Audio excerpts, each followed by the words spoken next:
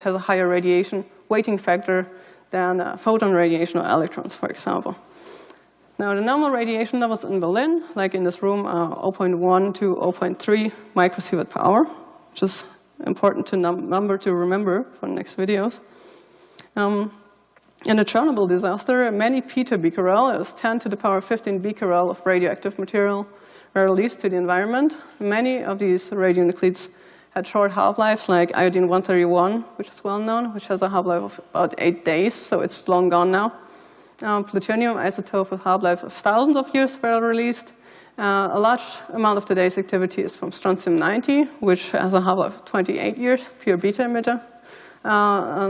But the largest source is that you can measure is from cesium-137, which is a mixed beta-gamma emitter and has a nice gamma line of 662 keV, which can be very well measured in the gamma spectrometer.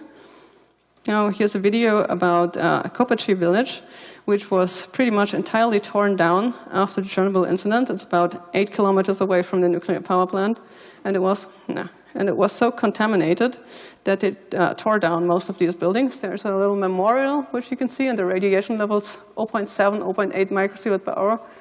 And that's near the kindergarten, where we have about 2 microsievert per hour. But, well, most of the stuff was buried, decontaminated and everything. And you have to keep in mind that it was long gone, so the very short-lived isotopes are long gone. And in the building, you can see we have almost normal ambient radiation levels.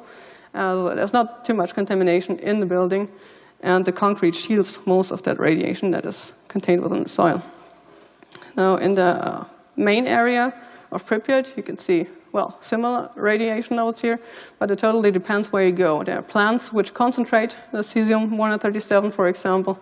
So you can see higher radiation levels, again, which are similar to that shown in the kindergarten, and in the buildings again.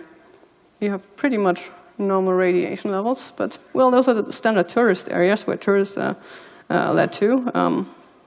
This is the famous Ferris wheel of Pripyat, and slightly higher radiation levels, but you will find these hotspots, for example, as I said, moss, or this should be an underground sewer pipe that pretty much collected some of that radioactive material. So you can see dose rates of 30 microsievert per hour, so that's very, very great fluctuations of the radiation levels that you can actually find there. Right at the sarcophagus.